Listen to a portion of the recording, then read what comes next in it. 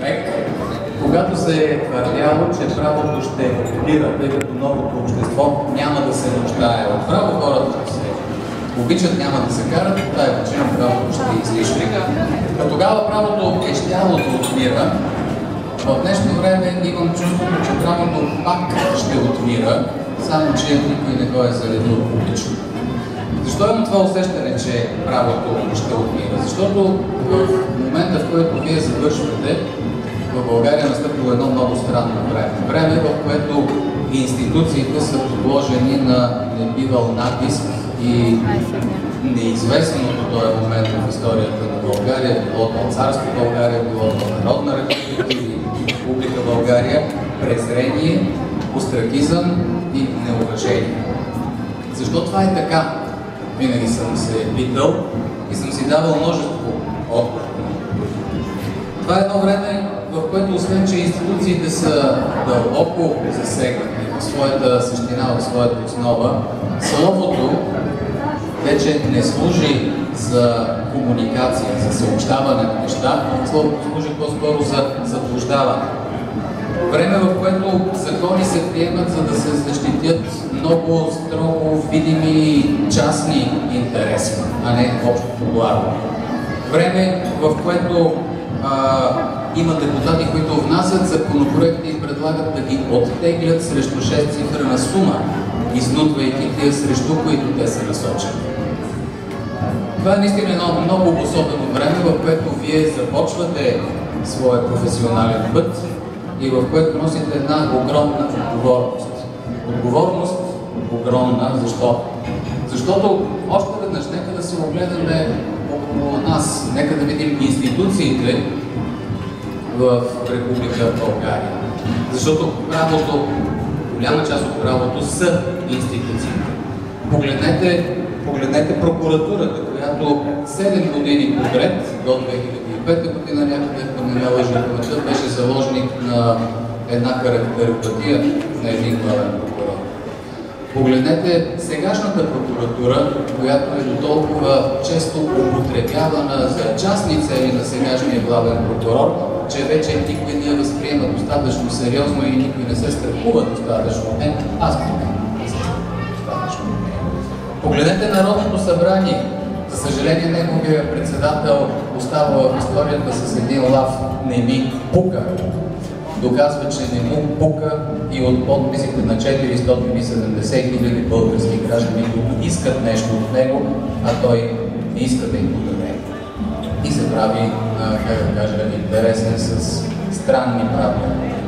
Погледнете един Министерски съвет, който е достигнал нравствени измерения, за да не кажа дълбини, каквито са небивали в историята на България. Погледнете българския съд, който, за съжаление, понякога може да бъде характеризиран със свои представители. Ще си позволя да изброя имена, като съдия Михайлов, като съдия Орумов, съдия Чиналова, които шестват по вестниците. Това са съдии, които, дето се вика, правим регистърни услуги всякакви. Дъщерите на които се обявяват за социално слаби, за да получат терен в Приморско покрай море. Съдии, които пренебрегват всякакво случайно разпределение на делата, бидейки ръководители на съответния съд. Има съдии окръжни, които си позволяват да изберат банка, която да обслужва техния съд. Тази банка в замяна им дава кредит срещу 3,5% лихва на година и при 8 годишен гратисен период. Големият проблем е не, че има такива съдии. Големият проблем е, че Висшия съдебен съвет не вижда проблем в цялата тази история. Мога да продължа и с други институции. Например, с Конституционния съд, само че там няма да кажа нищо, защото съм го написал. Мога да продължа с банките. Една от като че ли най-стабилните опори в нашата държава. Банките обаче бяха започнати да бъдат разплащани от една изключително странно съчетана компания. Казвам ги in order of appearance, поред на появяването им. Делян Пеевски, след това главният прокурор Сотир Цацаров, след това Бойко Борисов, след това управителя на БНБ Иван Гисков, който се появи с вид на хванат да пуши марихуана самокласно, след това Иво Прокопиев, Не знам какво обединява тези хора, които решиха да разплащат банковата система по един тотално недопустим начин. Можем да продължаваме изброяването на институциите с общото събрание на нашата етажна собственост, с детската градина, с футболните отбори и така нататък и така нататък. Изглежда, че корупцията, деструкцията е повсеместна. Само че, когато описваме тая ужасяваща картина, нека да не забравяме един лав. Лафа е Атина е такава, защото атиняните сме такива. Всъщност, замислете се, от всекиго от вас зависи каква ще бъде България. И не може да кажете, ами аз разчитам на системата. Нека системата да се оправи, тогава и аз ще се оправя. Вие, колеги, градите системата, вие сте част от тази система. Нека да ви припомня един друг, не Лафа, една библейска притча.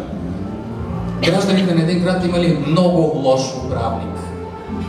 И техният епископ се обръщал с горещи всенощни бдения и молитви ежедневни към Господ и казвал: Господи, защо ли наказа с такъв управник? Накрая Господ му писнал да слуша молитвите, появил се на епископа и казал: по-лош не можах да намеря, затова ви здобих с такъв управник. Добре, и нека когато се възмущаваме от това и онова, нека да си спомним и за нещо по-съвременно, за Олег Константинов, който има един невероятен лав, пак лав, не притча.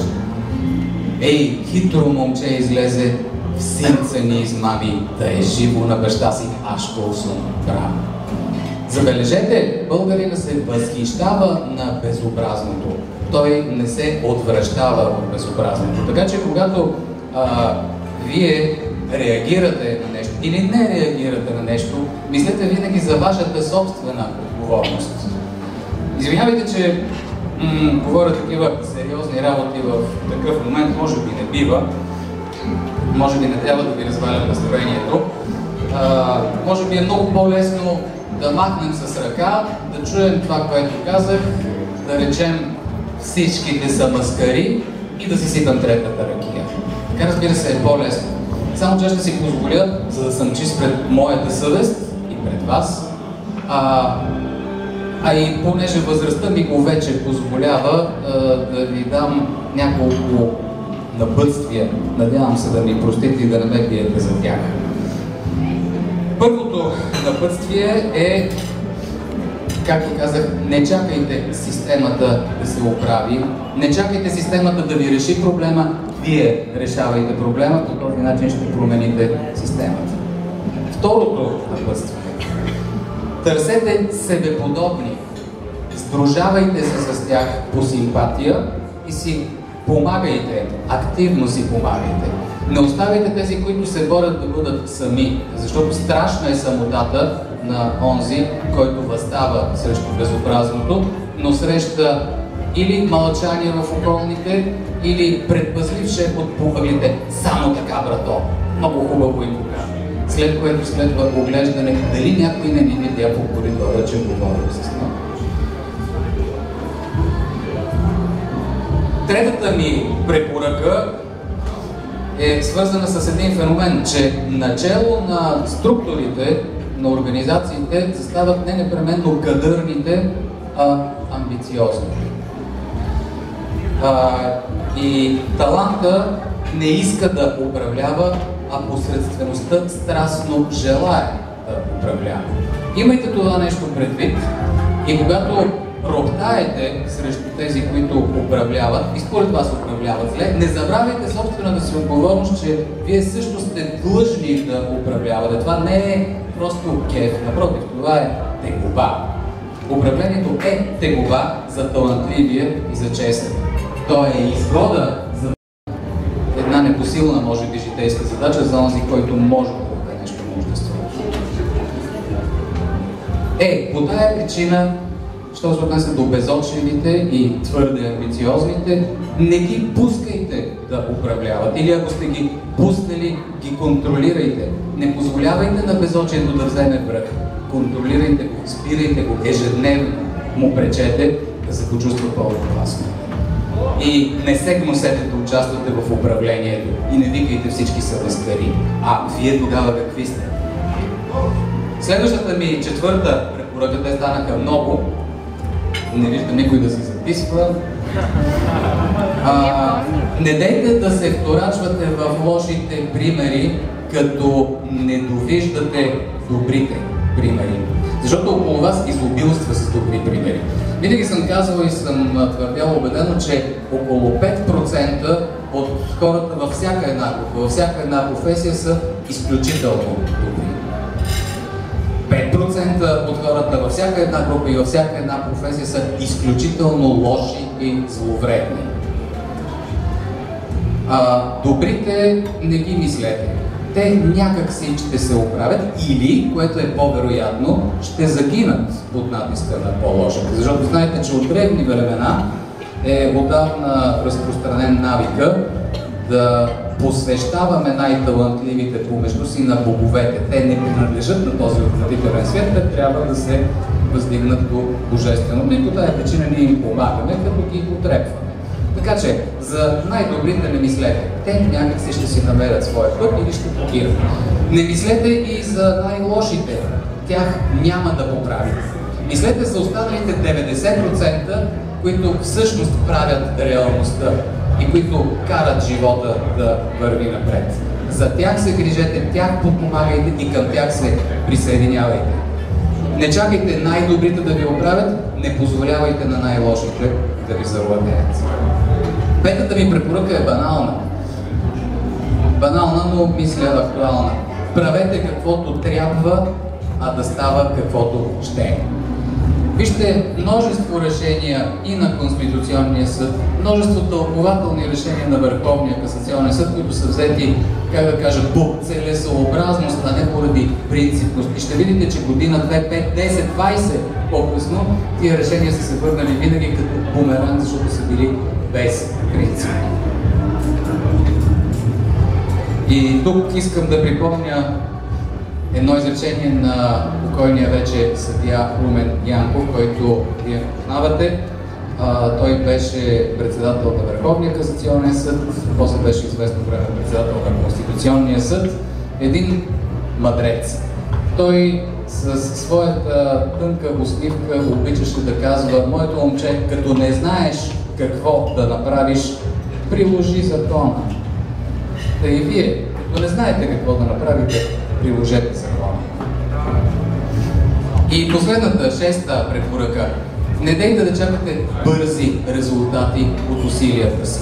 Вашите усилия ще дадат частични резултати, бавни резултати. Понякога не тези резултати, които сте очаквали, и със сигурност, като една химиотерапия, ще имат много странични ефекти, крайно неблагоприятни и неизгодни за вас. Не се бойте от това и знайте, че вие просто проправяте пътя на следващите, както преди вас, тези, които са били, са проправили пътя ви до сегашно. Погледнете се, вижте се на фона на целия останал свят, вие сте щастливи хора. Вие не гладувате, вие живеете в свободно време, което можете, ако искате, да кажете каквото мислите. Друг е въпрос дали имате да кажете и ако имате, дали смеете да кажете каквото искате. Това вече е ваш избор. Но до тази ситуация са ви докарали предишните поколения. Не бъдете егоисти, направете така, че и следващите поколения да ви бъдат по някакъв начин благодарни. И помнете само едно, това пак е църковно правило. Отчаянието е любимото дете на гордостта. Странно изречение, но ако се замислите, ще видите колко е вярно. Защо отчаянието да е любимото дете на гордостта? Ами защото вие си въобразявате, може би, че с едно ваше действие ще промените света и от утре, благодарение на това ваше действие, да кажем на тая моя реч, света ще се събуди оправен. Не, няма да се събуди оправен. Ама хич няма да е оправен. Даже ще е станало вероятно малко по-лош.